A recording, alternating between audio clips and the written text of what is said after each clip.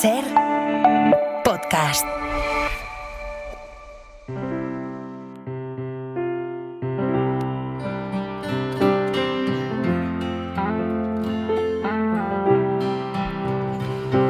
Falanges distales, falanges mediales, falanges proximales, metatarsos, tarsos, astrágalos, calcáneos, naviculares, primeros, segundos y terceros, cuneiformes, cuboides, plantas, empeines, tendones de Aquiles, músculos extensores del dedo gordo, músculos oponentes del dedo meñique, músculos flexores cortos del quinto dedo, articulaciones, ligamentos, bóvedas plantares, nervios, venas, arterias. Hoy, en El Rincón y la Esquina, hablamos de los pies. Hoy por Hoy Magazine. Los zapatos de piel blanca que compré tienen hoy muy mala cara, pues no para de llover. Ser podcast. Gotea el agua del techo, se escucha el cielo tronar, como si fuera de nuevo a juntar la tierra y el mar. Pies en el barro. Marta Sanz, buenos días. Buenos días, Ángels Barceló. Menuda dicción. ¿Te has dado cuenta? ¿Cómo has dicho astrágalos? Cuneiformes. Cuneiformes, flexores cortos del quinto dedo. Vamos, cosas que no sabía yo ni que existían. Sí. Calcáneos. Manuel Delgado, buenos días. Buenos días. ¿Cómo estás? Descalzo. Muy bien, muy bien. Ahora me contarás eso, esa cosa tuya de descalzarte todo el rato.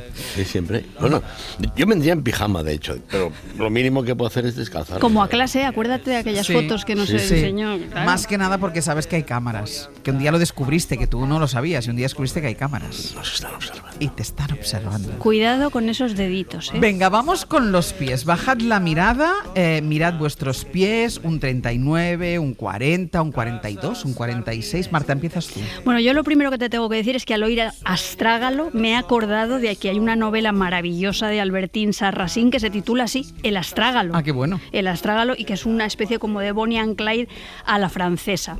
Y una vez dicho esto de... Es que no hay muchas novelas que se llamen El astrágalo, entonces hay que aprovecharlo, hay que meter ahí la cuchara. Bueno, pues yo en realidad yo tengo un 35 de los que antes eran un 34. Si te piso, borro tu pie. Pues sí, pues algo así. Yo he tenido alguna época que tenía problemas para encontrar zapatos.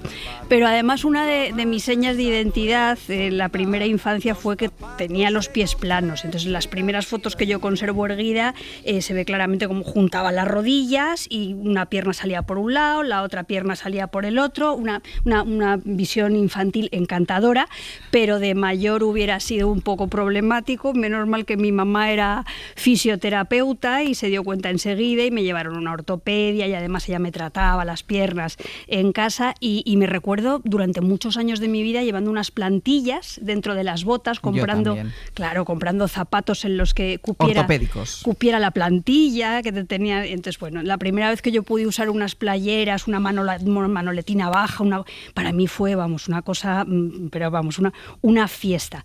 Mi madre me dejó estupenda porque no he tenido ningún problema para correr, para saltar, y tengo unas piernas preciosísimas que enseño poco para no provocar. Esto ya es así, porque me las trató tan bien que, bueno, unas piernas yo sensacionales. Y yo me imagino que esto habrá cambiado muchísimo y que ahora las medidas para tomar las medidas del pie y tal serán seguro que con ordenadores y con tal. Pero yo recuerdo de hacerte el molde del pie en una especie de papel de seda que tú plantabas y tal. Y de aquella experiencia infantil yo llevé esta experiencia infantil a una novela que se llamaba Un buen detective no se casa jamás, donde había dos gemelas idénticas, monocigóticas idénticas, que solamente se diferenciaban en el tamaño de los pies. Y entonces a una la pillan así como suplantando a la otra porque descubren su historial podológico y ven una de estos moldes de las plantillas. O sea que todo vale para algo. Luego ya el recuerdo de la infancia y la sensualidad y la delicadeza con que te tomaban las medidas en el papel se solapan ya con esa dimensión erótica de los pies femeninos, que luego hablaremos más largo y tendido de ellas, pero que podemos reconocer en la Cenicienta o en la Viridiana o en los pies vendados de las geisas, que son como los bonsáis, es decir, belleza controlada, que es fruto de la represión. Vendados Ángels. para que no crezcan. Sí. Manuel, ¿cómo va la relación con tus pies? Bueno, me llevo mejor que en otras partes de mi cuerpo, que no es el tema ahora, pero sí, aparte de que entiendo que el dedo pequeño del pie es la parte más fea de nuestro organismo, pues bien, me gusta tenerlos libres y por eso tiendo a descalzarme. Tengo un problema, que es que tengo los pies permanentemente dormidos o entumecidos por alguna cosa nerviosa, no de la cabeza, o sea, digo, por algún tipo de terminación. Sí. Y desde hace años me lo fui a mirar, pero no he visto el resultado. Pero es curioso porque vivo permanentemente como si ir descalzo implicara ir con calcetines de lana. Pero bueno, ¿tienes esa sensación? Sí, siempre, permanentemente. Pero mira, pero bueno, al final te acostumbras tampoco. Pero tú ahora mismo tú has llegado al estudio y cuando te has sentado te has descalzado. Siempre. Vale. Pero, a ver, digamos, todo depende de si en cualquier lugar público, en el lugar donde te sientas, hay una forma de ver qué pasa con tus pies. Pero si se puede más o menos disimular, me los quito siempre. Uh-huh. Es más, una vez en el círculo de Madrid, ¿cómo se llama? El círculo de Bellas Artes. Exactamente, que me invitaron a una cosa, digamos, y había una cortina, pero sin querer, es un poco entarimado, ¿no? Estaba hablando y sin querer le di una patada a uno de los zapatos que se cayó delante del público, lo cual causó simpatía y estupefacción. Yo en Barcelona, en el estudio, no le he visto quitarse los zapatos. A Manuel debe ser que es más pudoroso, claro. De hecho, ni siquiera me desabrocho el cinturón. O sea, cuando estás solo puede pasar cualquier cosa en ese estudio. Bueno. Claro, porque claro, las cámaras no ven no te ven de cintura para abajo ni tampoco te ven los pies. Ya. Creo, porque ya no sabes. Pero cuidado, yo creo que como siempre hablamos de otra cosa. Fíjate, la manera como empleamos el cuerpo para hablar del alma, de nuestro estado de ánimo, estoy hasta la coronilla, etcétera. Pero los pies sirven, imagínate, para tantas cosas, además de para andar. A veces que empleamos términos como andar con pies de plomo, pisar un callo, ir con los pies por delante, parar los pies o las patas, meter la pata, ser patoso. Sí. Yo en realidad a veces pienso en toda mi vida y me doy cuenta que toda ella está hecha de lo que más ha importado en ella, que son los pies de página, que son las notas, no es el cuerpo del texto, sino que son las notas al pie. Pues mira, voy a hacer una pausa y a la vuelta vamos a continuar con todas estas expresiones en el que utilizamos los pies, las patas y recordar 900, 100, 800, por si ustedes quieren también enseñar la patita en este programa, 900, 100, 800 para que nos cuenten historias y la relación que ustedes mantienen con los pies, 900, 100, 800. ¡Oh! ¡Mis pies! Hola, Barbie. Hola, Barbie. Hola. ¿Estás bien? Hola, Barbie. Sí, Barbie, me he caído. ¿Caído? ¡Qué vergüenza! Barbie, ¿no se avergüenza? Lo sé, Barbie, no sé cómo explicar esto, pero tengo los talones en el suelo. Ya no ando de puntillas. Tranquila, déjame ver. ¡Oh! ¡Pies planos! Hoy por Hoy Magazine. Ser podcast. De los pies hablamos hoy en El Rincón y la Esquina con Marta Sanz y con Manuel Delgado. Nos hacía Manuel, antes de irnos a publicidad, toda una lista de expresiones, de frases en las que utilizamos los pies, las patas. A ver tú, Marta. Yo hoy, ya sabes, levanto el pie en lugar de la mano, que suele ser mi costumbre. Y pues nada, pues abundando un poco en lo que comentaba Manuel, tenemos expresiones tan estupendas como vestirse por los pies, ponerse a los pies de alguien, caer rendido a sus pies, creer algo a pie juntillas, dar pie a una conversación, ser un hombre o una mujer de los pies a la cabeza. Entonces son expresiones que hablan desde la integridad, el peso específico, la sumisión, la posibilidad de avanzar. Da que pensar porque son a veces muy diferentes. Mi padre, que es un lingüista contrariado, se rebela contra una expresión en particular que es estar de pie. Dice que esto no puede ser, que lo correcto tendríamos que decir estar de pies. Porque si estuviéramos de pie, estaríamos todo el rato a la pata coja. Como un flamenco. Tal, igualmente. Es que eso de estar, ¿qué es eso de estar de pie? ¿Que estamos de pies? De pies, pues vamos a adoptarlo. Claro, esto es así. Estamos de pies. Mira, vamos a escuchar, ya no entenderán por qué, vamos a escuchar un fragmento de la película Memorias de una geisha. Levántate. No como un caballo. Desliza el pie hacia adelante. Eso es. Camina. Eres una magnífica geisha. Mameja, ¿cuándo elige una geisha a su danna? Me temo que es precisamente al revés. Concéntrate en tus estudios. La música, el arte de la conversación. Ese es el camino más seguro para atraer a un danna, con los pies en el suelo, no en el aire.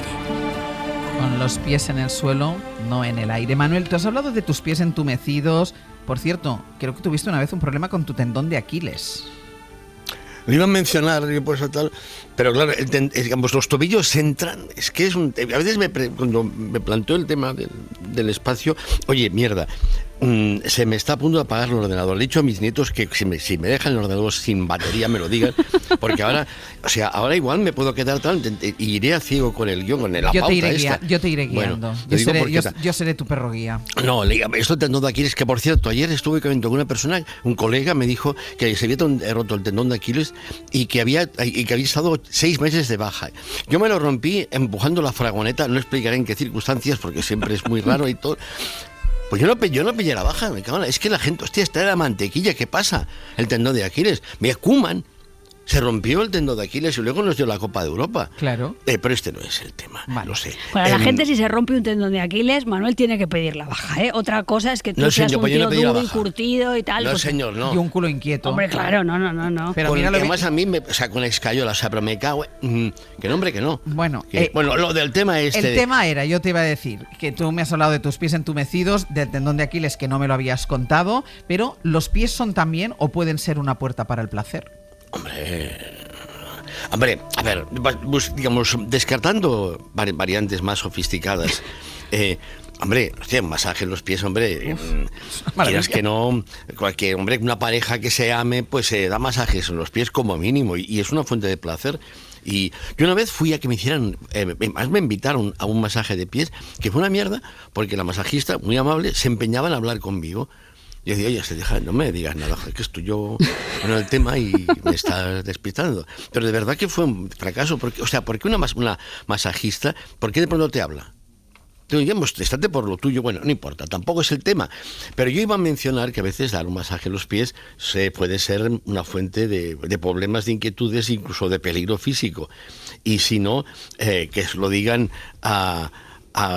¿cómo era aquel? Wallace, ¿cómo es el de Pulp Fiction? Que no me acuerdo. Marcellus Wallace. ¿Te acuerdas? Sí. Digamos, cuando van en el ascensor y el Samuel L. Jackson habla con Tarantino y a propósito de cuáles son las consecuencias que puede tener hacer el masaje en los pies a esta mujer. Esta es la secuencia. ¿Qué quieres decir? Que no se le hacen masajes en los pies a la nueva esposa de Marcellus Wallace. ¿No crees que se pasó un poco? Bueno, Antoine no esperaría que Marcellus reaccionara como lo hizo, pero seguro que esperaba alguna reacción. Fue un masaje en los pies. Un masaje en los pies no es nada. Yo le masajeo los pies a mi madre. No, es tocar a la nueva esposa de Marcellus de una forma familiar. ¿Es tan grave como comerle el coño? No. Pero es el mismo jodido juego. Espera un poco. Comerle el coño a la zorra o masajearle los pies no es la misma jodida cosa. No lo es, pero es el mismo juego. Tampoco es el mismo jodido juego. Bueno, no hace falta que te decantes, Marta, no te lo voy a... Por cierto, de pronto ha aparecido otro tema, pero... Para otro día, mejor otro día. Sí, lo dejamos para otro día o para otra temporada. Y no nos vamos a decantar. Para otra temporada. No nos decantamos, pero sí quiero, Marta, que entres en el territorio erótico de los pies. Bueno, yo lo primero que tengo que decir es que desconfío muchísimo de eso que se llama la reflexología podal. A mí eso de que te den un masaje en los pies y te puedan estar tocando el hígado me inquieta. Yo como esto no me parece... No. Pero desde el punto de vista así más placentero y erótico, una amiga mía me contó una historia preciosa. Ella se enamoró perdidamente de un chico que comenzó a hacerle por los deditos de los pies, a besarle los pies, a lamerle los pies, y dice que ella es el momento de su vida en el que se sintió más limpia y más amada que nunca, y a mí me pareció absolutamente precioso, ¿no? Luego es cierto que el erotismo del cuidado de los pies también tiene un reverso más oscuro. Acordaos, por ejemplo, de Lolita, que Humbert le pinta las uñas de los pies a su muñeca, a su niñita, y se la apropia con su mimo y sus cuidados, y a la vez Lolita, que ya sabéis que se decía así, Lolita, de luz de mi vida, pues pese a ser tan solo pues una criatura abusada, que es lo que es, se siente mujer y femme fatal cuando se pinta o le pintan las uñas de los pies. Haremos a esa secuencia, pero ¿qué estás murmurando, Manuel? Cuando estaba hablando de lamerle los deditos, ¿qué estabas murmurando? Será que me hago mayor, pero yo no. Vale, pues entonces vamos a la secuencia de Lolita. Lo clásico. Un clásico, vayamos a los clásicos. Stanley Kubrick, basada en la novela de Nabokov, recuperamos el momento en el que el profesor de literatura, interpretado por James Mason, discute con Lolita, encarnada por Sue Lyon, mientras le pinta las uñas de los pies. Ya no me quieres. Precisamente porque te quiero. No me quieres. Te quiero mucho, Lolita. Me estás volviendo loca. No me dejas hacer nada, solo quieres tenerme encerrada en esta asquerosa casa. Ahora, querida, ve a lavarte la cara. Yo iré a la cocina a preparar el asado. He dicho que te laves la cara. Yo iré a la cocina a preparar el asado. ¡Oh, sí! Y cuidado con la laca de las uñas. Parte erótica y fetichista de los pies. ¿Por qué, Marta, crees que hay esa atracción por los pies? Bueno, en el fetichismo de los pies de las mujeres hay mucha complejidad, hay mucho morbo, pero el caso es que, así leído desde una perspectiva de género, el pie, nuestro pie, ha de ahormarse en un zapato, ha de constreñirse a un molde, a una venda, a lo pequeño, apretado, y de esa violencia, que es una forma de dominio, como hablábamos antes de los bonsáis, se genera un tipo de belleza antinatural. Es una belleza que duele, que limita los pasos del objeto bello, a la vez que subraya el poder del fetichista, ¿no? Los piececitos pequeños de las mujeres. Hay algo que lleva a las mujeres hacia la minoría de edad y la necesidad del tutelaje a través de los pies, ¿no? Entonces, yo creo que la libertad de las mujeres pasa por la libertad de su zancada, como echas el paso por la liberación de los tacones, por la comodidad y la conexión con la tierra, que a veces se vincula con el hecho de ir descalzas. La chunga, ¿acuerdas de cómo bailaba la chunga descalza? La condesa descalza de Mankiewicz, que es una película maravillosa.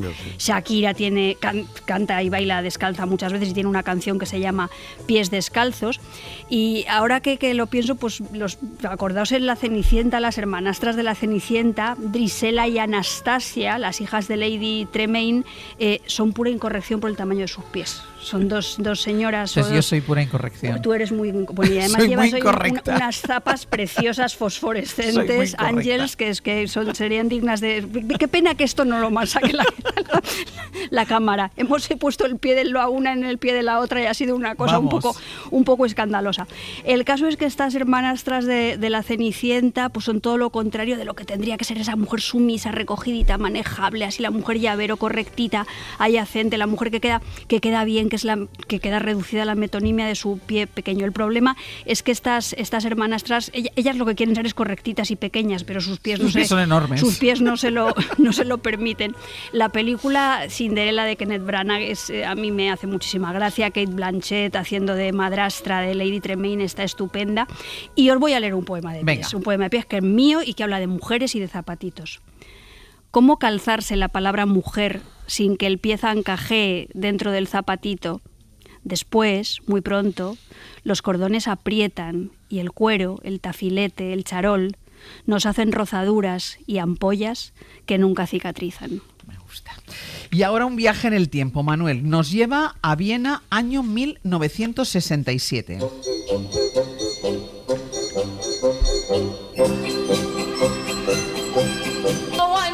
One day that you'll say that you care. If you say you love me madly, I'd gladly be there like a puppet on a string.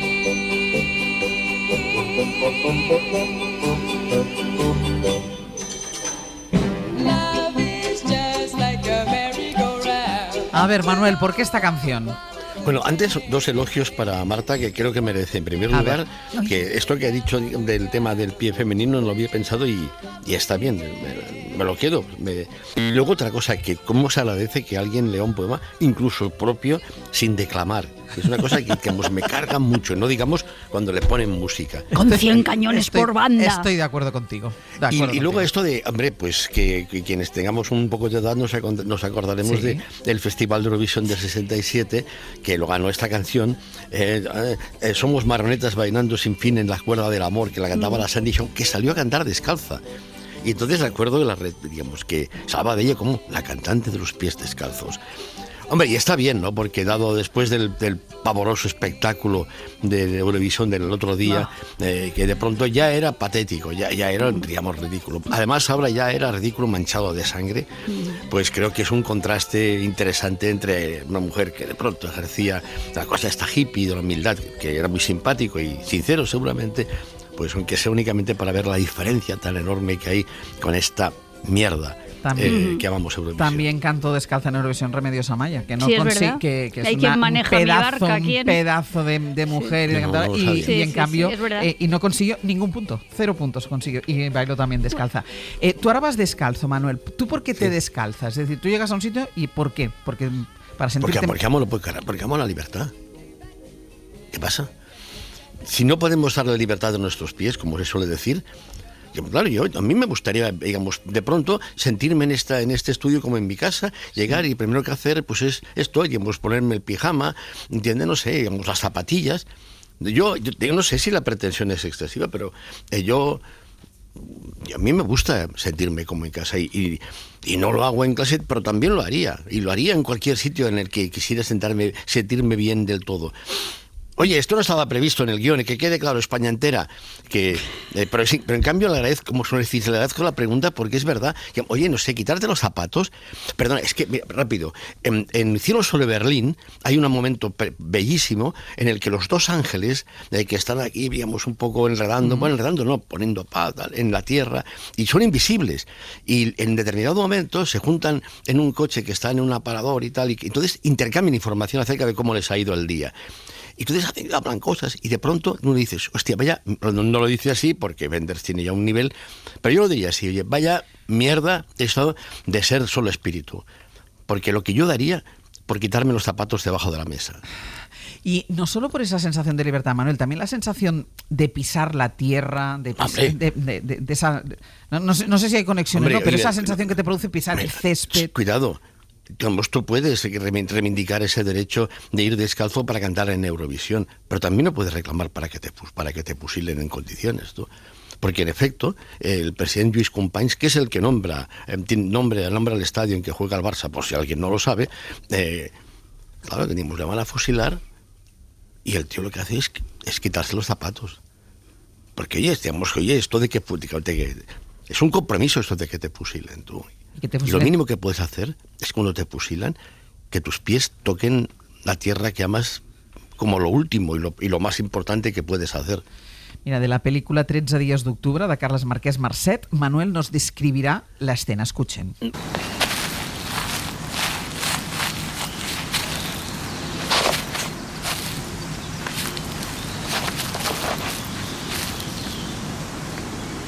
Sisplau, no em disparin a la cara.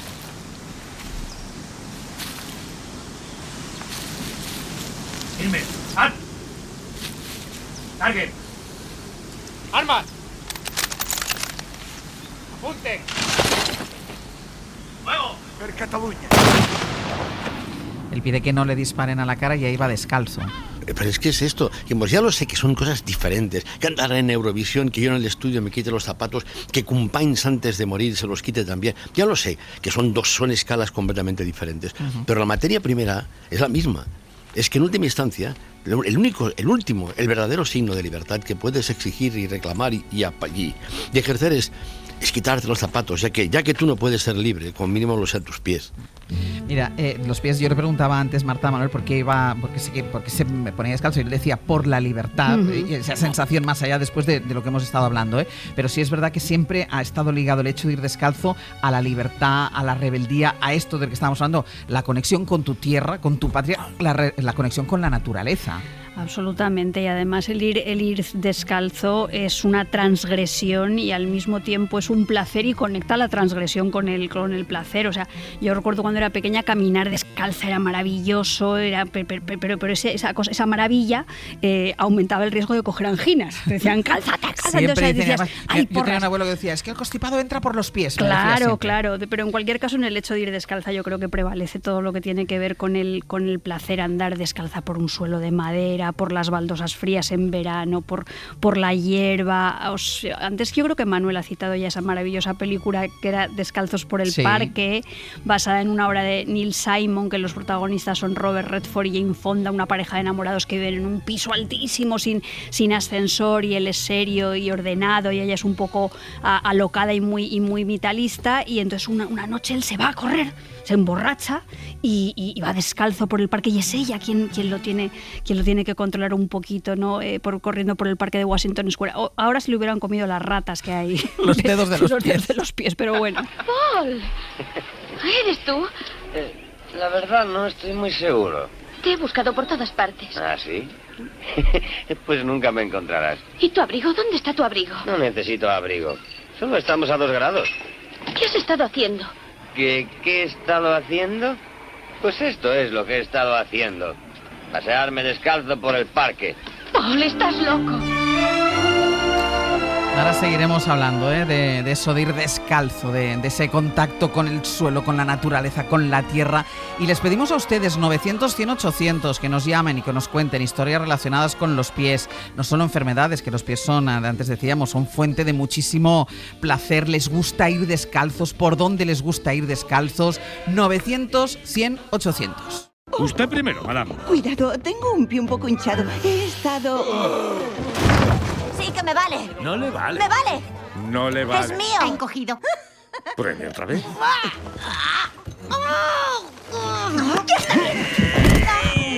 ¡Me vale! ¡Me queda perfecto! Mala suerte. I want la la la, but I know my limitations. Guess I want a Ahí estaban las hermanastras de Cenicienta intentando que les entrara el zapatito de cristal, pero ellas tienen un pie demasiado grande. Estábamos hablando de los pies descalzos, escuchábamos un fragmento de la película Descalzos por el Parque. Y Manuel, tú tienes otra recomendación, un clásico que creo que ya se ha mencionado, que es La Condesa Descalza. Antes me has pedido que describa lo de Lluís Companys, pero creo que no hacía falta, el sonido que oíamos. No, era suficiente. Y a mí también me encanta descalzarme cuando veo un césped, lo cual implica que siempre puedes cagarte la madre que parió al pie del perro. Estoy aquí yo en plan romántico, libertad, y tal, y tú me has plantado aquí una mierda que ya me dirás tú. Pero La Condesa Descalza, fíjate, hay un montón de escenas en las que se alude justamente a los pies de Ava Gardner. De hecho, la primera es cuando él entra en el camerino, que parece que está vacío y ve que detrás de una cortina le ve los pies a ella y a él, que están ahí en finta. Pero lo que ocurre es que no podía desaprovechar la oportunidad de, hablando de los pies, hablando de La Condesa Descalza, de mencionar un momento que viene después de este que acaban de mencionar, que es cuando Humphrey Bogart va a buscarla a su casa para convencerla de que vaya a Roma a un rodaje y tal. No sé, me parecía que era, dicho, a ver si cuela. Pues cuela. Uno de sus principales defectos, Harry, es que nunca sabe dónde acaba la película y dónde empieza la vida. Kirk se equivocaba al decir que yo no sabía dónde acababa la película y dónde empezaba la vida. Un guión debe tener lógica y la vida no la tiene. Cualquier escritor que se precie de serlo se habría tragado el whisky de Oscar y saltado como una fiera. Pero no se trataba de un guión. Ahora lamento que no lo fuera. El guión hubiese sido más sensato que todos nosotros, que la vida misma. Un guión tiene sentido, pero la vida no. Y eso vale para nuestros guiones. Nuestros guiones más o menos tienen un cierto sentido, aunque sea como pauta. La vida no lo tiene. La vida no lo tiene. Joseph Mankiewicz, guionista, director de La Condesa Descalza, también nos dejó material para palabrar del calzado. Cuando yo era una niña, igual que muchas otras, no podían comprarme zapatos. En mi casa eran pobres, la vida muy dura. Yo acostumbraba a mirar los escaparates de las zapaterías. Así huía de los gritos de mi madrastra. Y soñaba que cuando fuera mayor, también yo llevaría zapatos. Desde entonces, odio los zapatos. Porque, Marta, hablan nuestros pies y hablan nuestros zapatos. Bueno, claro, el calzado es un signo de clase y de poderío social. Pensad, por ejemplo, en los Manolos. Antes he citado a Viridiana, pero fíjate la obsesión de Buñuel por los zapatos y los zapatos como marca de clase. Ya estaban, por ejemplo, en una película como Ensayo de un crimen, donde salen los zapatos carísimos de la señorita Patricia Terrazas, que pone encima de la mesa del casino, como diciendo, estos zapatos no los lleva cualquiera. Fijaos, ahora que todo el mundo usamos zapatillas y la zapatilla de deporte se ha convertido en una marca de distinción social muchísimas veces, yo alucino en la calle Fuencarral, que a veces me vuelvo loca viendo esas colas de gente comprando unas zapatillas, algunas carísimas, sofisticadísimas. Ya no es dime cómo calzas y te diré quién eres, en el sentido de que puedas llevar mocasines castellanos, botas con suela de neumático, espardeñas. No, ahora es dime qué zapatilla llevas y comprobaré tu estatus social, ¿no? Hemos pasado de ser el homo erectus al hombre zapatilla o la mujer zapatilla. Tenemos una nueva manera de erguirnos y caminar por el mundo que tiene que ver con nuestras zapatillas. Y a propósito de lo de las zapatillas, tú sabes que he estado este fin de semana en Tánger, en un festival de cine maravilloso, el Festival de Cine Africano de Tánger, y la película que ha abierto este festival de cine, que se titula Samia, es un biopic de una atleta somalí, Samia Yusuf Omar, nacida en el 91, muerta en el 2002, mientras trataba de llegar a Italia en una patera. Entonces, es una película espectacular. Ella fue la primera corredora somalí que participó en unas Olimpiadas, en las de Pekín. Llegó la última, por supuesto, poniendo de manifiesto que hay personas mejor alimentadas que otras personas y mejor entrenadas que otras personas. Y al final Samia se ahogó intentando agarrarse al cabo de un barco al atravesar el Mediterráneo para llegar a Italia, ¿no? Y el sueño de esta corredora fue siempre tener unas zapatillas para correr. Y evidentemente no las tuvo nunca, se las prestaron en las Olimpiadas de Pekín, pero ella jamás llegó a tener unas zapatillas. La directora de esta peli es una jovencísima mujer somalí que se llama Yasmin Sandereli. Yo espero que estrenen pronto esta película en España, porque es de verdad maravillosa. Es una peli que va de zapatillas, mujeres, desventajas, carreras, sueños y la tumba del mar Mediterráneo. Te aprieta el corazón pero no te deja llorar. Samia se llama la película, pues a ver si llega pronto. ¿Tú, Manuel, caminas para pensar? Mira, la expresión... Oye, a mí Homo erectus siempre me ha parecido una expresión un poco obscena. Sí. Tú es que tienes la mente un poco sucia, Manuel. Yo quisiera curarme. Bueno... Es que además da material para la auditoría de los viernes, pero a chorros. A chorros. Oye, ¿qué iba a decir de esto de... A ver, la expresión pararse a pensar no tiene sentido. Si te paras, no piensas. Los pies sirven para pensar. De hecho, los peripatéticos lo sabían. Rousseau escribió un libro que se llamaba Las ensoñaciones del paseante solitario.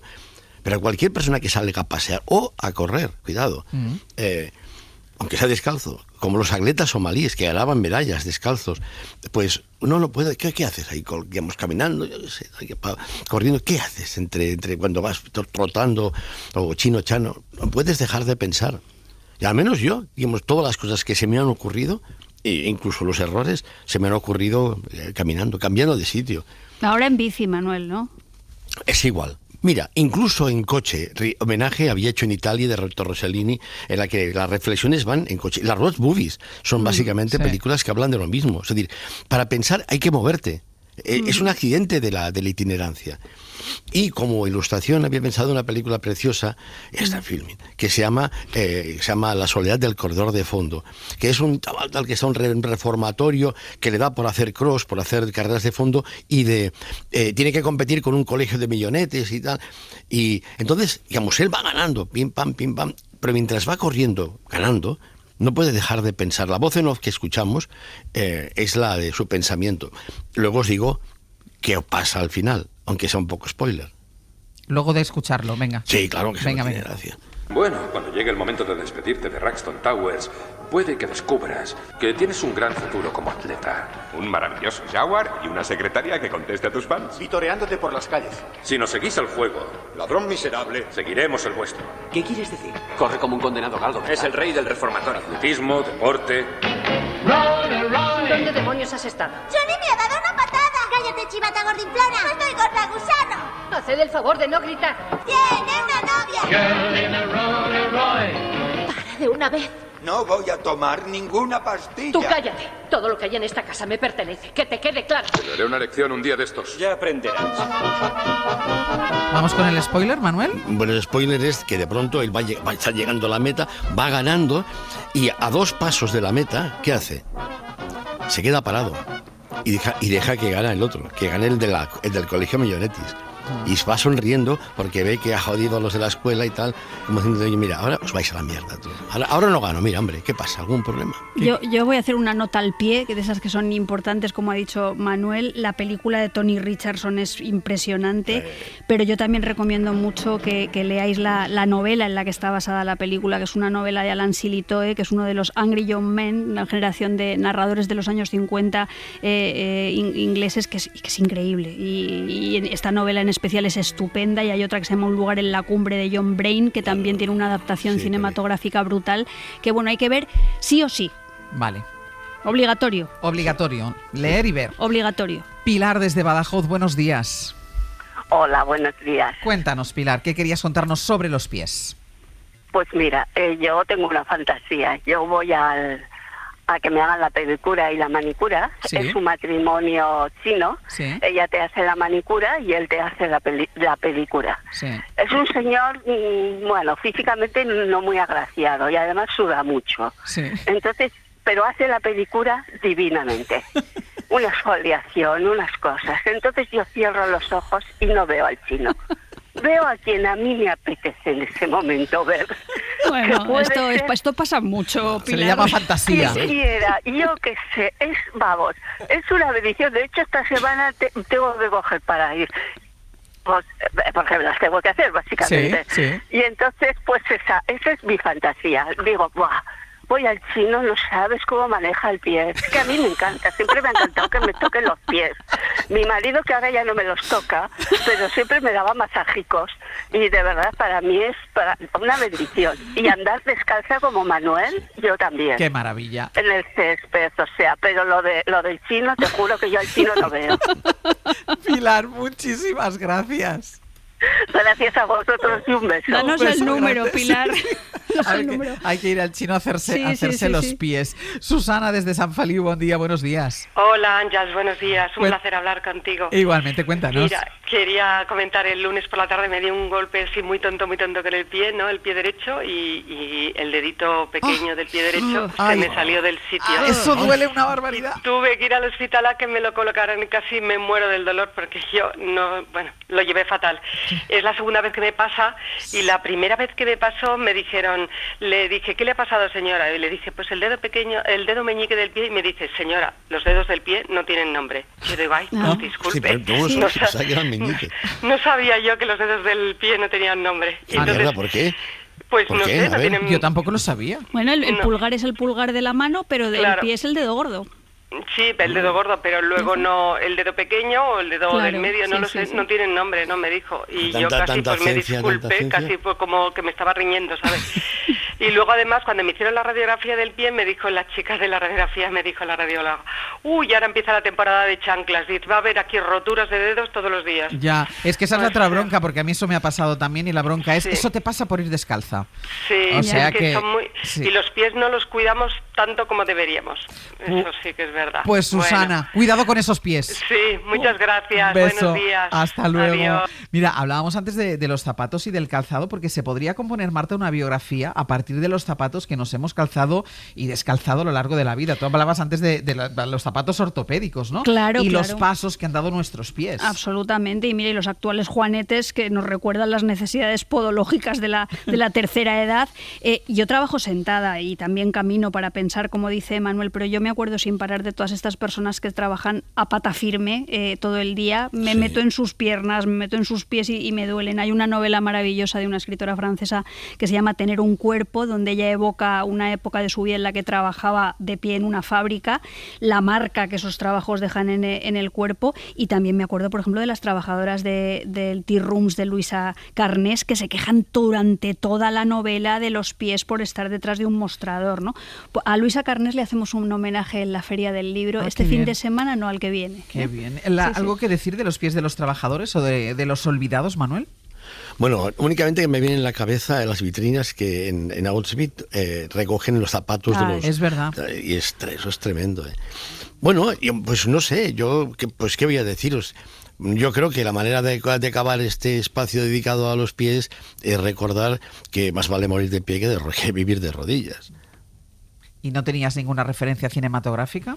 Tenía la de Viva Zapata, pero como ya he visto que no entra, porque miro que son 55. Pues claro que Pero entra. es que, Manuel, aquí la que dirige el programa soy yo. Ya te diré yo si no entra o no entra. Mira si no entra Viva Zapata. Los terrenos están cercados y guardados por hombres con armas. Están plantando caña de azúcar en nuestros trigales. Los tribunales decidirán que... Con su permiso.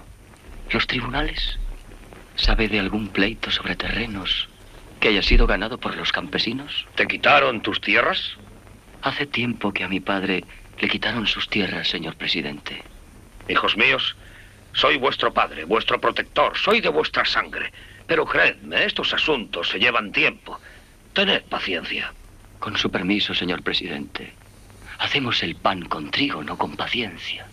Y la paciencia no derribará una alambrada con vigilantes. Y todavía nos queda un minuto para que Marta nos cuente unos apuntes que tiene relacionados con los pies y que quieres mencionar. Bueno, es que para mí una de las cosas más difíciles del mundo es dibujar un pie. Yo te puedo dibujar un ojo sensacional, una boca, una mano, pero un pie, eso es para nota. Y me acuerdo muchísimo de esos pies minúsculos y compactos de los dibujos Heidi y Marco. ¿Os acordáis de Heidi y Marco? No eran pies, eran burrujitos. ¿Y alguna cosa más? No, ya con eso ¿Ya me está? quedo, ¿Con eso me te quedo quedas bien? satisfecha yo ya. Pues cálzate, Manuel, que se acaba y Caemos de pie. Te tendrás que ir.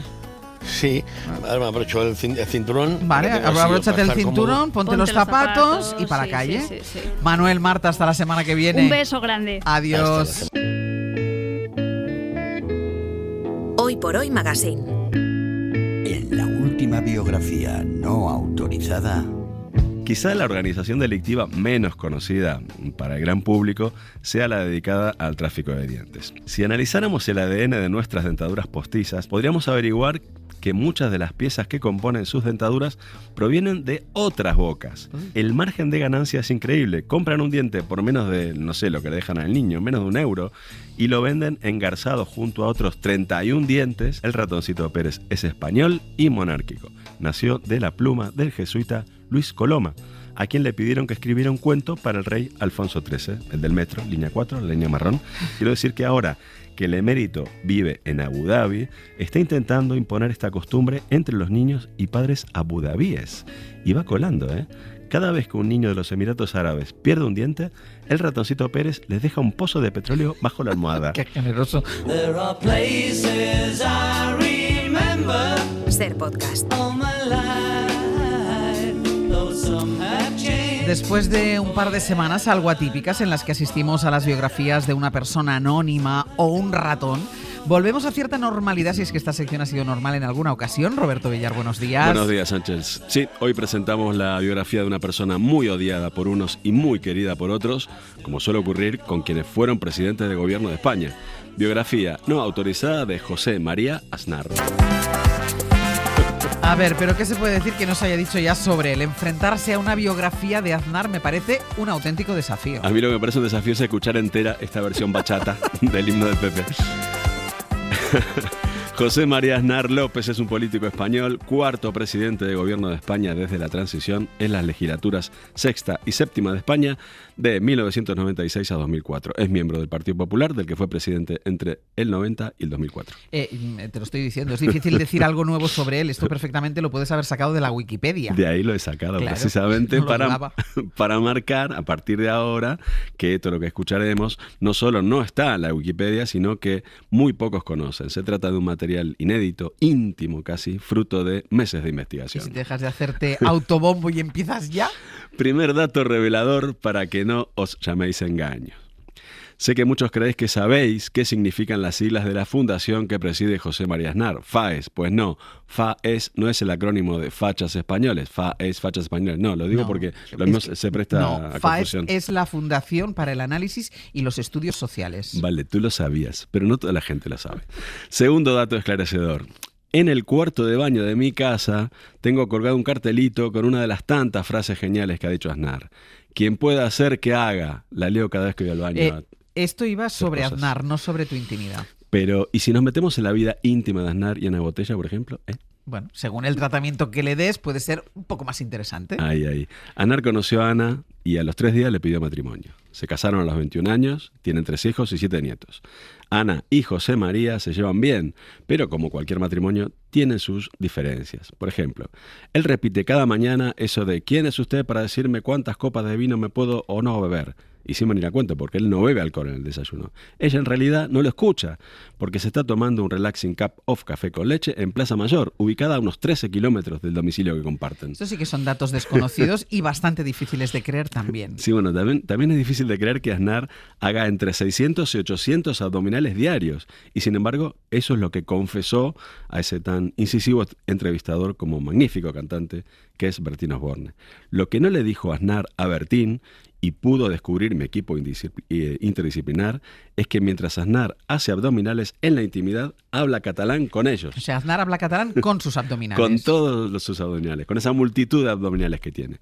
Mantienen unas charlas de lo más animadas. Sus abdominales y Felipe González son los 2 mejores amiguis de José Mari. Son amistades diferentes, claro, porque con los abdominales lleva años y con Felipe la amistad comenzó hace relativamente poco. Un buen día, después de repetir tantas veces eso de váyase, señor González, Aznar inició una amistad entrañable con él. ¿Pero tú crees que tan amigos son? Tantísimo.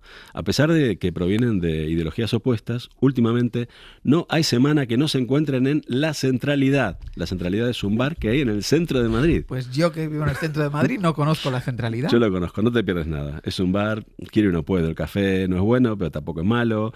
La comida no está mal, pero tampoco bien. La decoración ni fu ni fa. Las mesas están como así como equidistantes una de las otras. Todo es solo correcto, sin alma, aburrido. Por algo se llama La Centralidad. ¿Y qué hacen allí?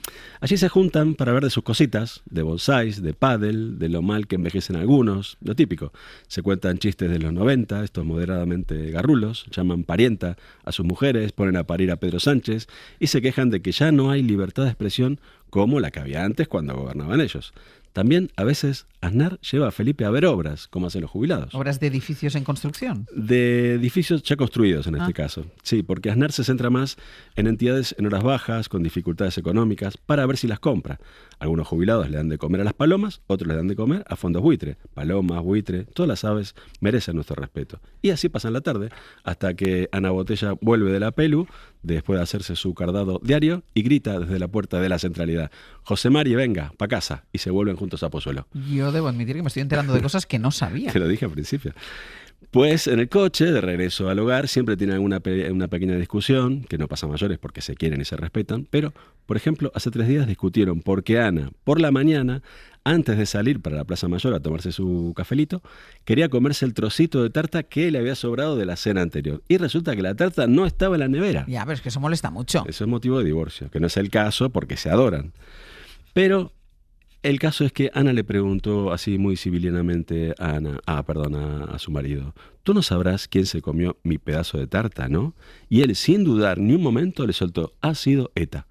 Ana se quedó ahí todo el viaje dándole vueltas a esta anécdota es inmejorable. Inmejorable. Un buen momento para la conclusión. Una sugerencia más para Ana Botella, que me sabe mal que no encuentre su porción de tarta y se quede con lo que le dijo su marido. Señora, ¿ha probado a buscar la tarta en el mismo sitio en el que están escondidas las armas de destrucción masiva? Piense que los que roban tartas no están ni en desiertos remotos ni en montañas lejanas. No imagino mejor final. Hasta el miércoles. Hasta el miércoles, Sánchez. Hoy por Hoy Magazine.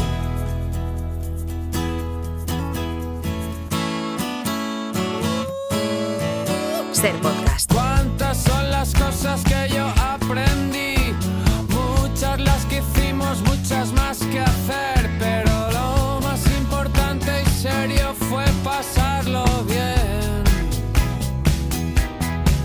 Escurrí los corazones, bebí lo Un miércoles más vamos a conjugar un tiempo anterior. Regresamos al pasado para ver en qué medida nos marcó una ley, una noticia, un personaje, un disco, incluso un politono. Así recordaremos detalles que habíamos olvidado y entenderemos por qué somos como somos. Empieza nuestro pretérito pluscuamperfecto con la ayuda de Ana Oslé. Hola, Ana. Hola, Ángels, ¿qué tal? Estamos a 3 días de la final de la Liga de Campeones, Paris Saint-Germain, Inter de Milán, pero en este rato nosotros no solemos mirar al futuro, sino que siempre miramos al pasado. Sí, y vamos a viajar a la noche de ayer, claro, 40 años atrás. Per avere inizio la partita, consentitemi di non definirla. Porque vamos a volver a la final de la Copa de Europa de 1985 entre el Liverpool y la Juventus, que se jugó en el estadio de Heysel, en Bruselas, y se recordaría para siempre no por su resultado deportivo, sino por los 39 aficionados que murieron y los 600 que fueron heridos. Conjugamos entonces la tragedia de Heysel y cómo esta cambió el fútbol, conjugando solo la tercera persona del plural, ellos. Ellos, loro, los vencedores de una final que no pasaría a la historia por su mérito, la Juventus. Era cominciato leggermente fuori, comunque calcio di rigore, Platini. Con un gol de Michel Platini por un penalti en el minuto 56, los de Turín se hicieron con una Copa de Campeones que nunca han querido celebrar. Una de las dos que han ganado. Lo sportivo esulti per questo successo della Juventus, che è successo del calcio italiano, anche se l'uomo conserva l'amarezza e il dolore di una serata. Para el recuerdo quedó el tono serio y medido de esa retransmisión. Sí, porque todos los que estaban en el estadio y todos los que seguían el partido por televisión o por la radio desde sus casas sabían que pasaba algo, que una hora antes de su inicio una avalancha humana contra las vallas de una zona del estadio había provocado muertes. Eso es lo que sabían. Filippo Ricci. Yo me acuerdo, lo vi, el comentarista de la televisión no sabía qué decir, había muertos ahí y se jugó. Y al final se decide el partido con un penalti absurdo y después hay futbolistas que festejan. Esto es algo que si lo miramos hoy con los ojos que tenemos hoy, como consideramos la violencia, el fútbol es algo que llama muchísimo la atención. Los futbolistas dijeron que no se habían enterado del todo, 39 muertos. Ahí en el, casi en el césped, ahí alrededor, una masacre así, una carneficina. Bueno, me duele todavía 40 años después. Así lo recuerda el corresponsal de la Gazzetta dello Sport, Filippo Ricci, y así lo vivió Italia, como una tragedia. La tragedia di Bruxelles sfugge ad ogni interpretazione e ad ogni commento. Porque de los 39 muertos, 32 eran italianos, 4 belgas, 2 franceses y un británico. Tercera persona del plural, ellos. Ellos, los que fueron las víctimas de la falta de seguridad, control y asistencia médica y de la radicalización de las aficiones. Hanno lasciato provocare tutto, hanno lasciato fare tutto hanno lasciato fare. El estadio estaba abarrotado con 60.000 espectadores. Más de 25.000 aficionados de cada equipo estaban repartidos en diferentes zonas.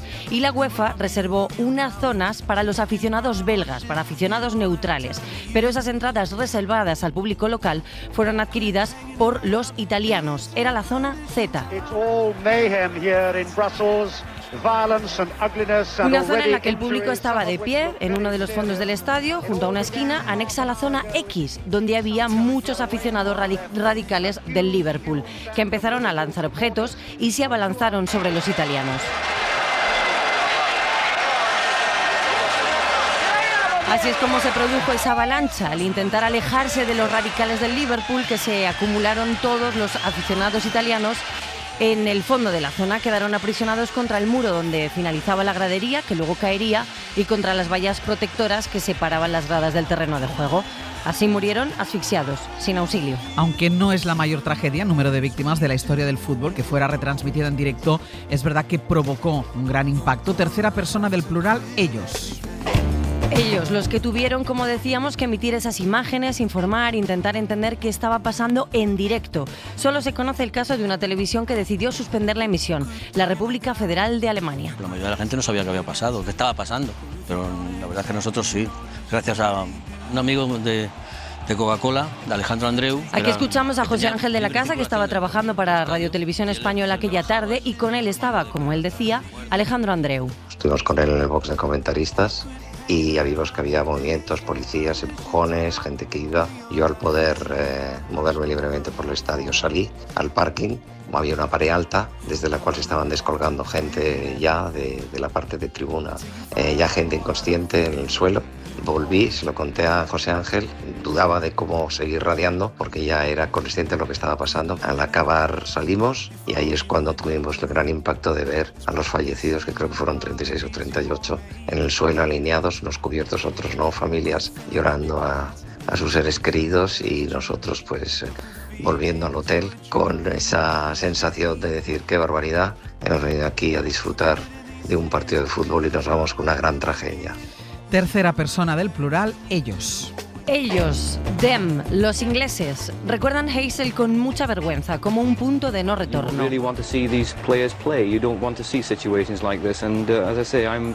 Sabían que tenían un problema, los hooligans estaban en pleno apogeo, consumían grandes cantidades de alcohol, promovían ideas violentas y, como se vio aquel día, provocaban graves daños. Sid Lowe es corresponsal de The Guardian.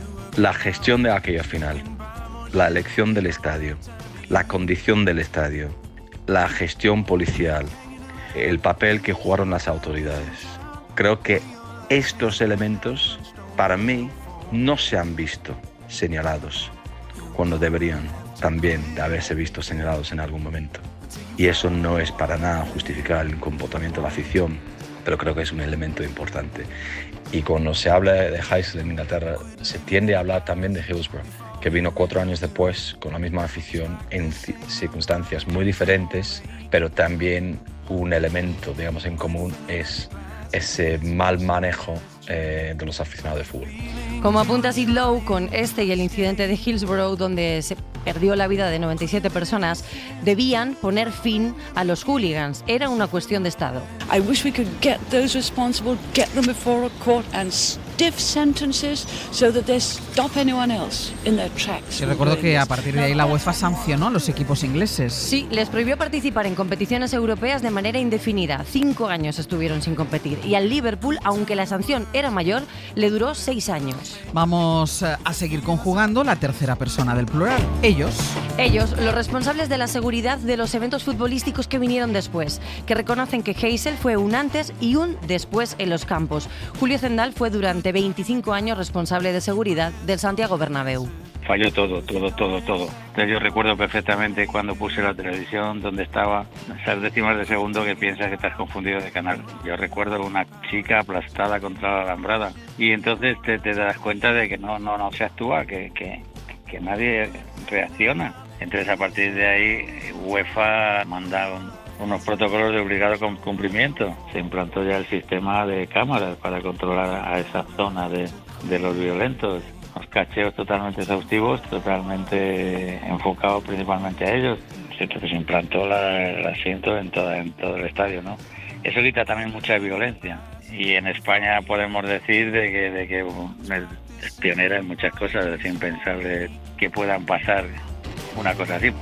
Ellos, los que han analizado lo que allí pasó, explican por qué el partido no se suspendió. El gobierno belga decretó el estado de sitio en Bruselas y se disputó el partido para evitar peores consecuencias, porque eran 50.000 personas desatadas. Se crearon corredores hacia el aeropuerto, el puerto y las carreteras para desalojar así a las aficiones. But still it's the shadow of death that hangs over this stadium for the violence and the terrible scenes. An hour and a half before the game was due to start. Y en primera persona nos ayuda a recordar esa trágica final de la Copa de Europa Enrique Ortego, periodista deportivo entonces, en aquella final, director de deportes de ABC. Enrique, ¿qué tal? Muy buenos días. Hola, muy buenos días, Ángels. 40 años ya. ¿Qué es lo primero que te vino a la cabeza o que te viene a la cabeza ahora recordando todo esto de esa tarde? Lo que no se me puede ir de la cabeza es la imagen de aficionados italianos que cuando ya lograron saltar al terreno de juego se vinieron directos a nuestras cabinas, a nuestra sala, a nuestra tribuna de prensa para intentar por los teléfonos que teníamos en los pupitres, evidentemente. Estamos hablando de que entonces el móvil no estaba ni en proyecto y nos quitaban los teléfonos, ni nos pedían permiso, solo querían llamar a casa para comunicar que estaban vivos y comunicar a sus más allegados lo que habían vivido y lo que habían visto en ese fondo norte porque realmente estaban atemorizados. Ahí fue cuando empezamos a darnos cuenta de la tragedia que estaba comenzando. ¿Y era una tragedia que se veía venir? O sea, todo transcurría tranquilamente hasta que pasó eso. La verdad que la policía belga estaba obsesionada con el día, es decir, con que durante el día no se cruzaran ambas aficiones, porque el año anterior la final se había jugado en Roma y los aficionados de la Roma habían hecho barricadas contra los del Liverpool, habían hecho encerronas, les persiguieron por toda la ciudad. Y sí habíamos visto, porque nos lo dijo un periodista italiano, que había seguidores del Liverpool con camisetas blancas que ponía "vengaremos la noche de Roma". Es decir, que los aficionados del Liverpool ya fueron a Bruselas con una obsesión que era la del año anterior. Pero bueno, no parecía que pudiera ser tanto. Yo creo que el problema fue que en ese fondo se mezclaron todos. Ese fondo que iba a ser para aficionados belgas, al final los italianos compraron muchas, al final compraron ingleses y estaban todos mezclados. Eso se debe evitar, eso no se puede acometer nunca. Y luego había habido una imprenta que había hecho entradas falsas, y las entradas falsas precisamente también eran de ese fondo, o sea, que se fueron sumando cosas. Claro, recordaba Sid Lowe antes, creo que era él, que decía, bueno, más allá de la actitud de los hooligans ingleses, que tienen mucha responsabilidad, pero hubo una mala gestión del campo, entiendo que poca presencia policial e incluso en su momento poca presencia de sanitarios. Efectivamente, porque toda la policía estaba por la ciudad. A los policías, según nos explicaron luego, les dijeron que solo fueran al estadio una hora antes, y ya cuando quisieron entrar al estadio ya había sucedido todo, ya había habido las cargas policiales. Al principio había 6 policías solo, que parecía que estaban jugando como las películas, ¿no? Ellos cargaban a los hinchas ingleses y los hooligans les cargaban a ellos, y nosotros incluso comentábamos en plan jocoso, mira, son cargas así, y no, era imposible. Pero claro, cuando ya llegó el núcleo de italianos, ya empezaron a llegar, ya cuando llegó la policía ya era tarde, pero porque la policía estaba fuera, no estaba dentro del campo. Decía Julio Zendal que Heysel fue un antes y un después. ¿Tú cómo crees que cambió el fútbol a partir de esa tarde, Enrique? Pues la seguridad empezó a ser protagonista en el fútbol. A partir de entonces la seguridad no estaba en primer plano, y a partir de entonces ya la seguridad, luego, como habéis ya comentado, estaba Hillbrook, también estaba el campo del Brentford, que se quemó una tribuna porque era de madera. Es decir, pasaron muchas cosas seguidas para que todos nos concienciáramos de que ir a un partido de fútbol era un riesgo, y a partir de entonces se limitaron muchísimo las cosas. Sería impensable que esto pasara ahora. Sí, totalmente. En un campo de estos de equipos punteros, me estoy planteando, ¿eh? Sí, entendido. Y aparte que nunca se hubiera jugado una final ahora en un estadio como Heysel. Heysel era muy viejo para poder tener una final. Yo sé que a la UEFA le gustaba entonces mucho hacer finales en ciudades muy céntricas para que pudieran ir los aficionados de los dos equipos con cierta comodidad. Por eso ya ahí el Atlético había jugado en el 74 la final contra el Bayern, el Madrid había jugado otra final. La Bruselas era un sitio muy apetitoso para organizar finales por ese lugar estratégico, pero claro, no tenía un estadio para organizar una final entre dos aficiones como la italiana y la inglesa. Claro, y ahora escuchando todo el recorrido, claro, uno se plantea cómo pudo jugarse aquel partido. O sea, eso ni se planteó, la posibilidad de no jugarse. Ahí fue la policía y el gobierno belga los que convencieron a los dos equipos y a la UEFA de que por medidas de seguridad tenían que jugar, que hubiera sido mucho peor, aseguraban no jugar ese partido, porque las aficiones sí se podían haber enfrentado mucho más, había 50.000 personas al margen de esos, y fue la policía, fue un tema de todo por seguridad, dieron a entender, pero los equipos no querían jugar, aunque luego los equipos, en el caso de la Juve, sorprendentemente celebraron el gol y la victoria como si no hubiera pasado nada. Y eso, Platini está arrepentido toda su vida de que él cantara el gol como lo cantó, pero en ese momento dice que fue lo que le surgió, y luego él llegó a ser presidente de la UEFA y para él ha sido una mancha siempre en su carrera. Enrique Ortego, muchísimas gracias. A vosotros, un abrazo, buenos días. Hasta luego, Ana, hasta luego. Hasta luego. 11:39 de la mañana, 10:39 en Canarias. Enseguida vamos con la entrevista del día, pero déjenme que hablemos con nuestro compañero Javier Rodríguez en Canarias, porque ha volcado un cayuco en la isla del Hierro con 200 personas a bordo. Javi, ¿qué sabemos? Lo que sabemos es efectivamente que acaba de volcar esta embarcación que llegaba hace escasos minutos al muelle de la Restinga en el Hierro. Ocurrió justo en el interior del muelle cuando, en ese momento crítico en el que los migrantes van a buscar auxilio, se escoran a un lado de la embarcación se dio la vuelta y muchos quedaron atrapados debajo. Según las primeras informaciones, en esta embarcación hay niños, hay bebés que están siendo rescatados del mar, están en el lugar tanto Salvamento Marítimo como el Servicio de Urgencias Canario para poder prestar la atención necesaria. Y si bien todavía no hay un balance de muertos ni de heridos porque se están atendiendo las urgencias, de momento según las primeras estimaciones hay entre 120 y 180 personas que iban a bordo de esta embarcación. Desde el pasado 14 de mayo no llegaba ningún cayuco a la isla del Hierro. Javi, estaremos pendientes de cualquier novedad. Gracias. Chao.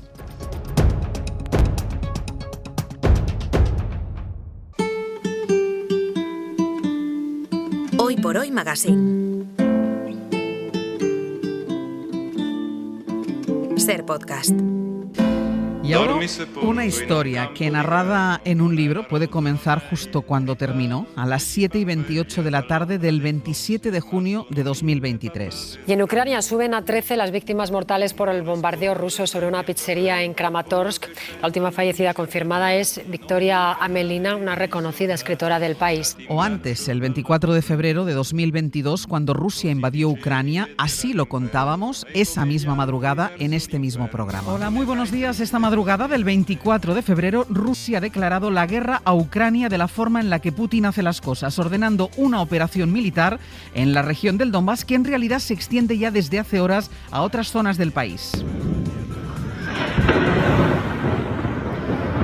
Este sonido se repite en Kiev, en Mariupol, en Odessa. Rusia bombardea puntos estratégicos desde poco después de que se emitiera el mensaje de Vladimir Putin. O tal vez poniendo el foco aún más atrás con la ocupación de Rusia en Crimea ya por el 20 de febrero de 2014. Crimea es un punto estratégico, político y militar, y la presencia militar de los rusos parece que ya es un hecho. Última hora, Victoria García, buenas tardes. Buenas tardes, Esther. 6.000 soldados rusos se habrían desplegado por Crimea, en una región de Ucrania fronteriza con Rusia, con aspiraciones de dejar de ser ucranianos y volver al arropo de Moscú. También podría haber sido la crónica que nunca podrá contar Victoria Amelina, escritora, activista ucraniana, asesinada por un misil mientras comía en una pizzería de Kramatorsk. O de los que estaban a su lado con ella y sin embargo no murieron, como la corresponsal de guerra colombiana Catalina Gómez. Este es el resultado de un ataque que acaba de suceder en la ciudad de Kramatorsk. Este es uno de los restaurantes más importantes de la ciudad, cuando un misil cayó exactamente. O Sergio Jaramillo, exalto comisionado de paz. No, pues Rusia ha incrementado sus ataques criminales contra la población civil. A mí me parece que es realmente un escándalo que el mundo no esté más escandalizado. Yo miraba a Sergio, miraba a Catalina, miraba al chofer de nosotros, ucraniano y traductor, que se llama Dima. Y luego, Héctor Abad Faciolince, el escritor que relata en Ahora y en la Hora cómo salvó su vida del impacto de un misil y del espanto, del horror de la guerra en Ucrania. Igual que casi hace 20 años narró en El olvido que seremos la violencia en Colombia que terminó costando la vida a su padre, el médico y defensor de los derechos humanos Héctor Abad Gómez. Héctor Abad Faciolince, muy buenos días. Buenos días, gracias por invitarme. ¿Qué tal estás? Bien, aunque oyendo todo esto, no sé, raro, es muy impresionante. Claro, porque eran vuestras declaraciones momentos después de que ocurriera que cayera el misil. Claro, me di cuenta, nunca lo había vuelto a oír. Así contamos nosotros, formaban parte de las crónicas que contábamos. El shock de sobrevivir a un misil sobre un restaurante en el que estabais comiendo, ¿tuvo algo casi más de irreal todavía que horroroso? Sí, porque todo se suspende, porque lo último que yo pensé fue nos mataron y me quedó siempre la duda, a veces todavía la tengo, de si no nos habremos muerto todos en ese momento y tengamos la sensación de seguir viviendo como si nada.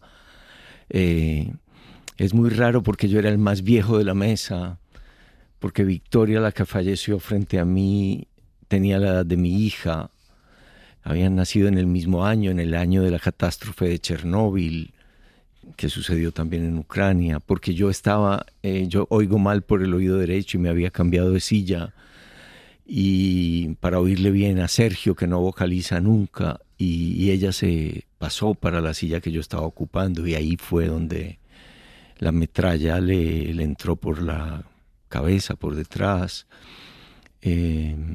Luego supe que habían fallecido 2 gemelas de 14 años, sí, a las que el padre las había llevado a celebrar sus buenas calificaciones y el padre sobrevive. Entonces, bueno, no, cuando yo regresé y estaba en Madrid, y durante mucho tiempo y durante la escritura de este libro estuve muy mal. Además, date cuenta de una cosa, ¿no? Que la realidad permitió que sucediera lo que en la ficción probablemente no podría haber sido, sino el relato de una muerte segura. Es posible que en la ficción hubiera muerto todo el mundo y la realidad, o sea, que os salvarais vosotros. Es que la mente humana trata de explicar las cosas que pasan, ¿no? Intenta explicarlo. La mayoría de la gente te habla del destino, que no era tu hora, que no era tu día. Otros te hablan de la providencia, que te salvó el Dios, la Virgen, o mi familia, que es como animista, que me salvó mi papá o mi mamá. Pero luego la mente por sí sola también se vuelve como con pensamiento. Yo que soy escéptico, racionalista, que creo, se vuelve loca. Uno piensa, estoy vivo, estoy muerto, ¿por qué estoy vivo yo? ¿Con qué derecho estoy vivo yo? ¿Me puedo poner contento de haber sobrevivido o me debe dar vergüenza de haber sobrevivido? ¿Y cuánto tiempo sigues viviendo con todas estas preguntas? Yo, escribiendo este libro, que no me sanaba, todo lo contrario, sino que me enfermaba más y más, esas son las preguntas que yo me hago todo el tiempo en el libro, trato de contestar. No me curó, las preguntas están ahí. Yo también traté de escribir un libro de ficción para entenderlo. Escribí al mismo tiempo un libro de ficción que ocurría además en Gaza, no en Ucrania, porque también me daba rabia y culpa e indignación que la venganza de Netanyahu estuviera matando de hambre a la gente en Gaza. Entonces no quería mirar por el solo ojo de Ucrania por el hecho de haber yo visto, presenciado un crimen de guerra de Putin, uno más, entre los muchos que sigue cometiendo. Pero también quería ver otros crímenes de guerra que el mismo Luis de Vega me contaba desde Israel, porque él después de Ucrania se fue a Israel. Amigo y compañero. Sí. Y también Catalina había hecho reportería en el Medio Oriente. En fin, es que vivimos en una época tan dura, tan rara, que de repente, no sé, lo que decían ciertas personas de la extrema izquierda, que todo era culpa de la OTAN y de Ucrania y de Zelensky, de repente empieza a decirlo Putin, bueno, es que parecía de Putin, empieza a decirlo Trump.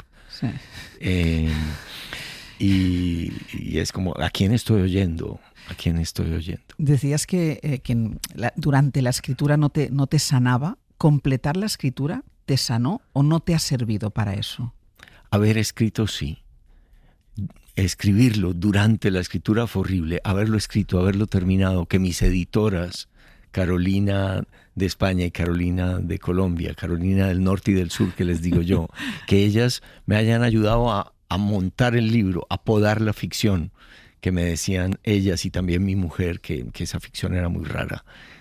Porque mezclabas ficción con realidad. Sí, un capítulo era en Gaza de ficción, porque yo nunca he estado ahí.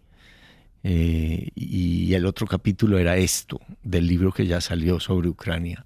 Pero sí, yo admito que era muy raro y agradezco que hayan podado esa parte de ficción. Pero lo quiero decir porque a veces la gente piensa que algunos, cuando padecemos algo, cuando tenemos especial cariño por un país, y yo lo tengo por Ucrania, no vemos otro tipo de crímenes que ocurren en el mundo. Pues yo sí que lo veía y trataba de escribirlo con la imaginación. Pero lo pude escribir con la experiencia. Y además, como fallece una escritora que había dejado de ser escritora para dedicarse a documentar crímenes de guerra, Victoria, con mucho valor. Porque en general las mujeres ucranianas son las que se van con los niños del país y dejan a sus hombres ahí en la batalla.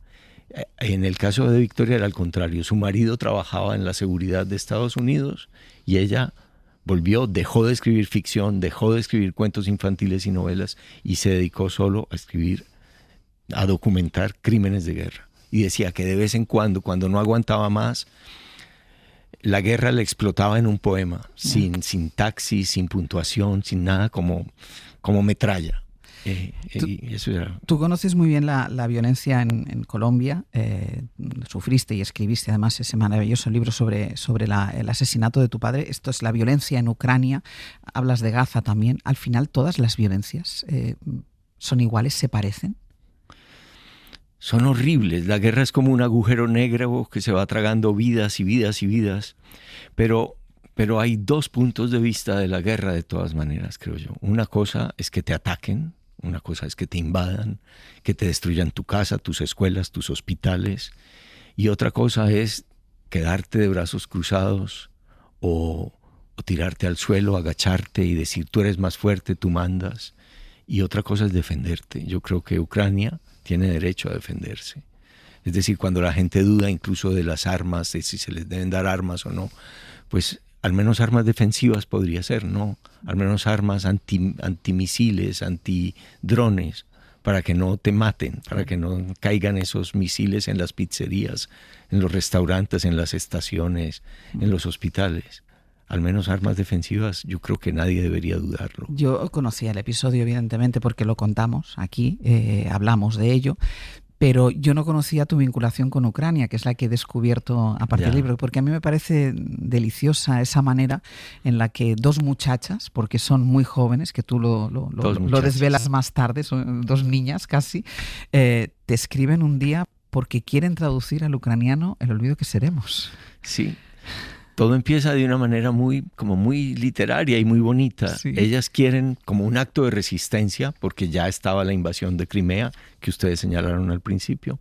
Bueno, vamos a traducir autores que escriban en español, y han seguido, al ucraniano, como una muestra de resistencia cultural, porque la cultura ucraniana tiene que resistir a la invasión rusa.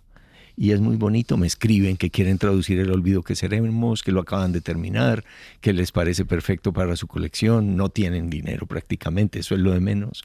Y así empieza, y yo digo, Ucrania, ucraniano. Yo francamente sabía muy poco, casi nada de eso. Forma parte de Rusia, el ucraniano es un dialecto ruso. Se parece al polaco y no al ruso. Y bueno, y sale el libro, pero primero la pandemia y luego la invasión, era imposible ir. Ellas me dicen, bueno, vamos a hacer por primera vez una feria del libro en Kiev, aunque haya guerra. A los rusos les encanta tirar misiles donde hay aglomeraciones de personas, pero creemos que tal vez no se atrevan a tirar un misil en una feria del libro. Vienes. Y ellas no tenían miedo de estar ahí, de vivir ahí. Anabel y Marina. Y yo digo, bueno, no les puedo decir que no. Y voy, y voy con Sergio Jaramillo, que quiere presentar una campaña de latinoamericanos a favor de Ucrania, Aguanta Ucrania, y estando ahí él me dice, no, pero vamos más al este porque en Kiev la guerra no se ve tanto, y yo no quiero ir, pero voy. Yo no es que vaya a ir. Tú no tienes madera de héroe, ¿no? No, yo no fui como un valiente, como alguien que quiere ver la guerra, no. Yo fui contra mi voluntad y por falta de carácter. Pero, por no saber decir que no. Por no saber decir que no, exactamente. Y bueno, es decir, esto que nos pasó, esto que yo presencié, no lo cuento porque yo tenga derecho a decirlo como heroicamente. Lo cuento porque me siento obligado a decirlo por Victoria, que ya no tiene voz, y porque estoy seguro de que si Victoria hubiera sobrevivido y yo me hubiera quedado en esa silla, que era la silla de la muerte, ella estaría probablemente ahora en la Feria del Libro de Madrid contando qué fue lo que le pasó a ese viejo escritor de Colombia que fue a dar allá al fin del mundo y lo mataron allá. Ella estaría aquí contándolo. Y yo quiero contar que a ella la mataron injustamente, escogiendo un blanco civil, un restaurante, en la hora en que más gente había. Y consiguieron matar a 13 personas y herir y mutilar a 62 más. Tú de alguna manera te conviertes también en activista por los derechos humanos, por los derechos de los ucranianos. De alguna manera intentas captar a gente para la causa. ¿Te has llevado muchas decepciones? Es curioso, ¿no? Porque muchos de mis amigos, colegas, decían exactamente lo mismo que dice ahora Trump, la extrema derecha. Mis colegas en general de izquierda decían, no, eso es culpa de la OTAN. No, es que Ucrania es parte de Rusia, Ucrania no es otra cosa. No, es que la culpa la tienen los ucranianos porque no dejaban hablar en ruso a la gente. Lo mismo que dice Trump y lo mismo que dice la propaganda rusa es lo que ellos decían. Era muy triste, era muy decepcionante. Y bueno, con algunos me peleé, con otros logré mantener la amistad porque algunos también reconocen al menos que Putin es un asesino. ¿Y con la familia bien? Con la familia fue muy duro. Cuando mi esposa me oía que estaba planeando este viaje, me llamó aparte y me dijo, ya sé que vas a ir, quiero que sepas que con esto me estás haciendo mucho daño. Y cuando pasó esto, ella me dijo, bueno, y después de verme en ese año deprimido, mal, sin ser capaz de escribir este libro, este viaje a Ucrania nos jodió la vida para siempre. Yo recomiendo mucho que lo lean porque no es la historia de ese episodio que porque él estaba allí quiere contarlo, sino porque es un libro que permite entender muy bien lo que pasa en Ucrania, cómo es Ucrania y cómo se vive ahora mismo en Ucrania. Y es un libro maravilloso que se devora, Héctor. Yo otra vez tengo que darte las gracias por lo que escribes. Gracias a ti por leerlo, por darme la oportunidad de leerlo. Muchísimas gracias. Hoy por Hoy Magazine.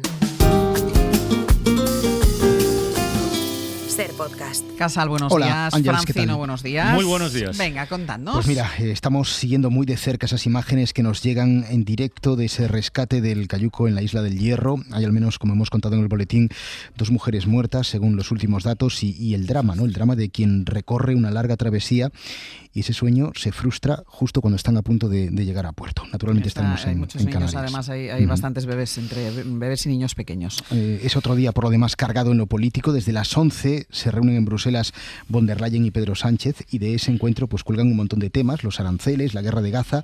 Aquí en casa, con Sánchez en Bruselas, pleno en el Congreso muy descafeinado con la sesión de control y con el Partido Popular arremetiendo duro contra el PSOE por el asunto de la UCO. Y naturalmente el tiempo, hoy sí que sí, termómetros que rozan los 40 grados en muchos puntos del sur del país, pero esto no va a ser eterno. Dice el pronóstico que a partir del domingo, de nuevo, parece que vuelve la primavera o lo que antes se llamaba primavera. Pues mira, mejor tú, porque lo de estos días me parece que va a ser un poco insoportable. Sí. A ver, Francino. ¿Qué somos nosotros? Contadores de historias, ¿verdad? Sí. Vale. Hola, mi amor. Estoy en el lugar donde están las células de nuestra hija, de la sangre y del cordón, y lo hemos visto todo, está todo aquí. He visto los 3 tanques en los que están las 4 muestras, 2 de tejido y las 2 de sangre. Y he visto cómo trabajan, lo hacen muy bien. Estoy muy emocionado porque aquí solo hay vida y es muy importante para nosotros. Y yo te quiero mucho. ¿Alguna vez te has preguntado qué harías para proteger a tu familia? ¿Hasta dónde llegarías para evitar su sufrimiento? Si hubiera una manera de proteger a tu descendencia desde el momento en el que nacen, ¿lo harías? Esto que acabamos de escuchar es el comienzo de Madre Célula, el podcast que hoy presentamos en el Club de la Escucha, que cuenta las historias de familias de toda Europa, incluida esta española que escuchábamos, que lidian con la falta de transparencia en el almacenamiento privado de células madre en Suiza. Sabéis que mucha gente, cuando nacen críos, deja cordón umbilical, células. Lo ponen como en un banco, se lo guardan. Para si en el futuro un trasplante, bueno, pues hay empresas de estas que no funcionan como deberían y que pierden el material. Qué tremendo. Y hay alguna historia de estas que es realmente, efectivamente, tremenda. Hoy en el Club de la Escucha. Vale. Y Santiago Niño Becerra y Carlos Boyero, pero quería destacar esta historia. Muy bien, pues bien destacada, porque vale mucho la pena. Hasta luego. Hasta ahora. Hasta luego.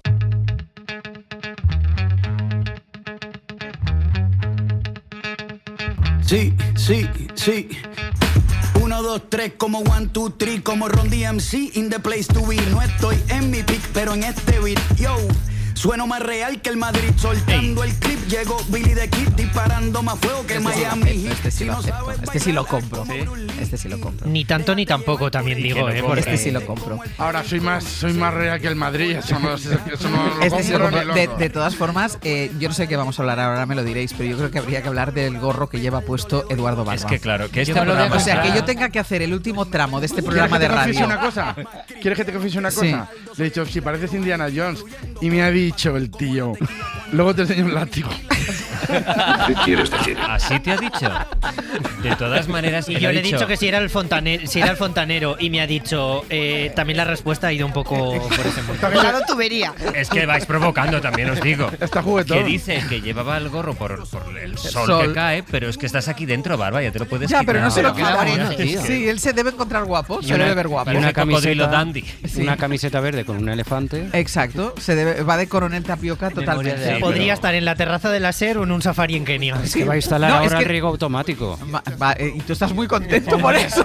A ver, 1h30 todos los días, ahora con este sol. Ganaremos en calidad de vida, Severino. Se ve seguro que ganará en calidad de vida. Venga, pero al margen del aspecto que tiene hoy Eduardo Barba, ¿de qué más queríais hablar? Un aspecto fiable, confiable. Nada, oí todo parte de una pregunta que se ha hecho Alejandra, porque Alejandra me ha sorprendido mucho que hay una clase de personas, un tipo de persona de la que no se fía. Hablando hoy de pies, yo he dicho, yo no me puedo fiar de alguien que no tiene cosquillas. Me parece como robótico, como poco humano. ¿Cómo no vas a tener gente que la tocas y la da igual cómo? Cosquillas en cualquier lado, ¿no? No solo pues en los está bien visto eso, ¿eh? Está bien visto. Pero hay gente que no tiene cosquillas. Pero no te fíes de mí entonces porque yo no tengo cosquillas. Pero eso es porque no te las has buscado en ningún sitio. Bien. Hombre, si me pillas muy desprevenida, puede, pero sería un susto. Bueno, pero tienes algo. No. Pero yo tengo problemas. Perdón. No, que yo tengo problemas con la pedicura. O sea, voy y cuando te hacen lo de que te raspan y me tocan lo que es el arco del pie, no lo puedo soportar. Claro, eso iba. ¿A ti te pueden dar un masaje en los pies? Sí. Y la pedicura te la pueden hacer perfectamente. Es que la pedicura ya expliqué el otro día que tengo grima con las uñas. Ah, con la lima de las uñas. Pero no os pasa ya que solo hablar de cosquillas ya os hace como gracia. Pero todos tenéis cosquillas. Pero totalmente, claro. A mí me tocan el pie y le puedo arrancar la cabeza por efecto. Sí. Incluso hay una infalible que es cuando haces así en la rodilla y aprietas fuerte arriba. Eso es a todos los niños y adultos. Sí. Y hay gente que no se puede ir a hacer masajes tampoco porque no puede que ni que le toquen a... Yo aquí ya. Ángeles, ponte ante el espejo y mira a ver si eres inteligencia artificial. No, pero no, yo conozco más gente que no tiene cosquillas. No, hay gente que también. Hombre, más gente habrá. Claro, yo creo que no puede ser, fíjate. Yo no me lo creo. Es que no saben en qué punto las tienen. No, yo creo que no la han tocado bien. Eso es. Hay que tocarse más. Mira, pues aquí está Eduardo Barba, que está dispuesto a tocar a todo el mundo. Eduardo, tócate y tócanos. Pero es una suerte porque las cosquillas son una forma de tortura también. Sí, sin duda, vamos. Pero, de las peores. Pero también... Yo creo que no tengo, pero sí. Es que creo que no tengo, iba a decir. Porque a lo mejor sí tengo capacidad para aguantarme, pero no te puedes aguantar. ¿Las cosquillas se pueden aguantar? No. Si las tienes, las tienes. Hay gente para todo en el mundo. Y también depende del momento. Si te una coquilla suavita, sí, pero así de bestia no. Ahora luego me harás esto de la pierna. No. Sí, hazlo de la pierna. Son muchos años. Hazlo en directo, hazlo en directo. Por jugar un poco con el show. Todo por el show. Espera, todo por el show. Pero si ahora no hay cámara. Es verdad. Bueno, igual, pero lo oímos. Vamos a ver. ¿Puedes quitar la Sí, silencio absoluto. Un momento. A ver si tiene cosquillas. Voy a proceder. ¿Sastre va a proceder a hacer cosquillas? ¿Qué quieres decir? No. Nada. No siente nada. ¿No notas nada? No. Sí, hombre, noto tus dedos oprimiéndome la pierna y un poco así como de cosquilla. Pero no eres humana. Cuando vas al médico no te hacen lo del martillito en la rodilla y se levanta la pierna. Pero eso hace 1000 años que no se hace. No, sí se hace. hace. El cloroformo Lo habrán hecho. En las revisiones médicas eso se hace. Eso se hace. A mí nadie me ha golpeado con un martillo. Una cosa, en la revisión médica el grupo Prisa lo siguen haciendo. Sí, sí se hace. Doy fe. Si te golpean con un martillo y la pierna no se levanta, estás muerto. Estás muerto. Claro. Hoy por hoy.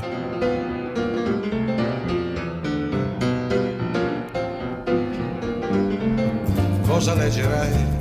Pues vamos, hoy te toca a ti, Brian, el último compás. Hoy me toca a mí. Ya he recuperado esta canción de Paolo Conte porque me gusta muchísimo. Ha sonado en El Rincón y la Esquina, lo sabemos, Severino. Y también así tengo un gesto con Sastre que últimamente no estaba muy contento conmigo. Vale. Bueno. Dicho lo cual, no me busques las cosquillas. Dicho lo cual, animamos a todos los oyentes a recuperar la conversación con Héctor Abad Faciolince sobre su última obra, Ahora y en la Hora, que ha sido maravillosa. Pero me quiero quedar con una oyente de El Último Compás. Hay llamadas... Del Último Compás, no. Del Rincón y la Esquina. Esto es El Último Compás. Eso es.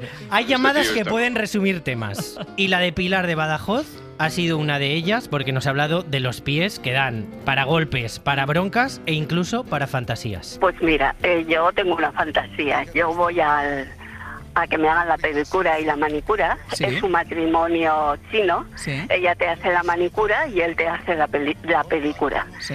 Es un señor, bueno, físicamente no muy agraciado y además suda mucho. Sí. Entonces, pero hace la pedicura divinamente. Una exfoliación, unas cosas. Entonces yo cierro los ojos y no veo al chino. Veo a quien a mí me apetece en ese momento ver. Bueno, esto pasa mucho, Pilar. Se le llama fantasía. Quisiera, yo qué sé, voy al chino, no sabes cómo maneja el pie. Es que a mí me encanta, siempre me ha encantado que me toquen los pies. Mi marido, que ahora ya no me los toca, pero siempre me daba masajicos. Y de verdad, para mí es una bendición. Maravilloso. ¿Cómo maneja el pie? Yo me lo quiero poner en bucle. Y una exfoliación. Una exfoliación. Unas cosas. Es una maravilla nuestra oyente, como todos. Venga, que nos vamos. Mañana volvemos a partir de las 6. Pongan el despertador.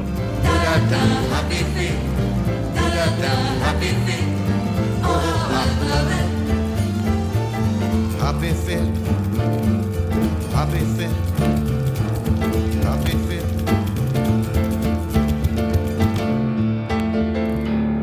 Hoy por hoy, Àngels Barceló. Para no perderte ningún episodio, síguenos en la aplicación o la web de la SER, Podium Podcast o tu plataforma de audio favorita.